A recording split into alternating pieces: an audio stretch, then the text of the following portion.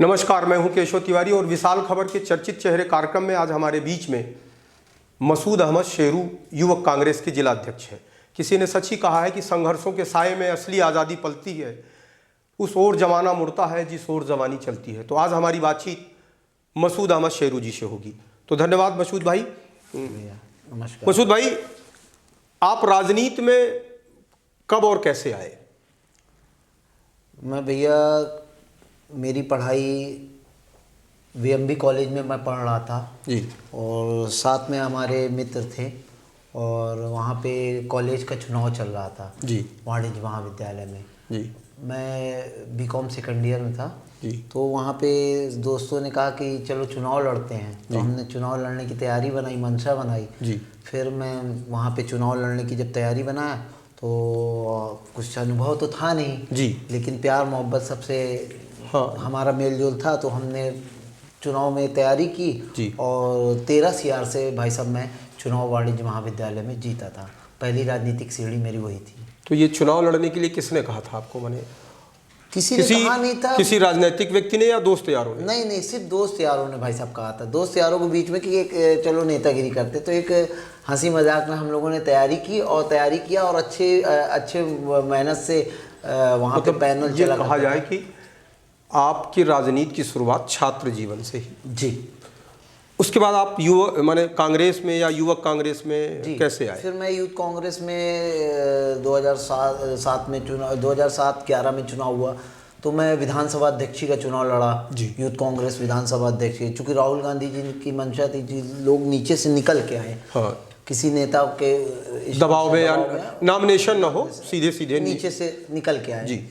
तो फिर मैं चुनाव लड़ा और चुनाव लड़ा तो मैं उसमें अति उत्साह के कारण मुझे लगा कि मैं जीत गया, लेकिन मेरे वोटर मैंने बाहर वापस भेज दिए।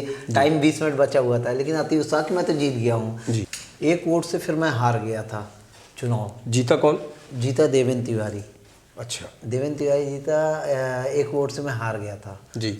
फिर उसके बाद 3 साल बाद मैं फिर बराबर उपाध्यक्ष बन करके बराबर फील्ड में रहा आया और लड़कों के संपर्क में बना रहा, आंदोलन प्रदर्शन करता रहा, पार्टी की गतिविधियों में हमेशा काम करता रहा जी। फिर मैंने तैयारी की और फिर मैंने चुनाव लड़ा और उसी देवेंद्र तिवारी के साथ लड़ा और 181 वोट से फिर मैंने देवेंद्र तिवारी को हराया। फिर मैं विधानसभा अध्यक्ष बना। फिर उसके बाद जब विधानसभा हमने चलाई अच्छी तरीके से हमने मेहनत किया, लड़कों के बीच में रहे, उनके आंदोलन प्रदर्शन करते रहे, पार्टी से जो कार्यक्रम मिलते थे वो करता था। उसके बाद फिर मैंने जिला अध्यक्षी की तैयारी की जी। फिर जिला अध्यक्षी में भी यहाँ 5 लोग लड़ रहे थे। कौन कौन? मैं था, विमलेश तिवारी, बबलू थे, विक्रांत त्रिपाठी थे, अरुण पाड़े थे, निखिल तिवारी थे जी।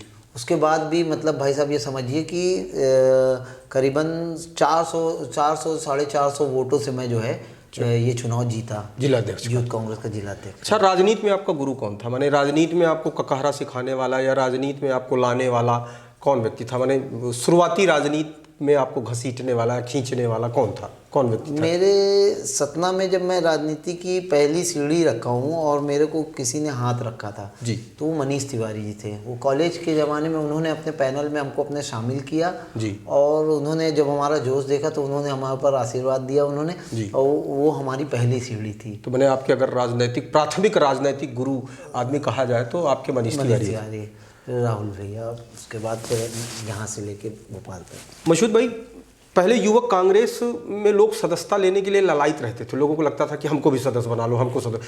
लेकिन बीते कुछ दिनों से ऐसा देखने में नहीं आ रहा कि लोग युवक कांग्रेस की सदस्यता लेने के लिए अब वो चार्म नहीं रहा, वो लालसा नहीं बची लोगों के अंदर। नहीं, ऐसा नहीं कहा जा सकता, क्योंकि जब जिसकी सत्ता होती है जी, तो स्वाभाविक बात है कि उसकी तरफ लोग जोड़ने का ज़्यादा प्रयास करते हैं। लेकिन इसको ये नहीं कहा जा सकता कि कहीं ना कहीं कांग्रेस से लोग जुड़ते हैं और यूथ कांग्रेस में कहीं ना कहीं लोग जुड़ने की प्रयास करते हैं। आए दिन फ़ोन आते हैं, आए दिन लोग मुझसे जुड़ने के लिए करते हैं, आए दिन सदस्यता लेते हैं। अच्छा, कांग्रेस में गुटबाजी बहुत है ऐसा लोग कहते हैं, इससे आप कहाँ तक सहमत हैं? नहीं, गुटबाजी तो ऐसा नहीं है कि गुटबाजी कांग्रेस पार्टी में नहीं है, क्योंकि यहाँ पे विचारधाराओं की लड़ाई है। और गुटबाजी की बात है तो भाजपा में कितनी खुल के गुटबाजी है।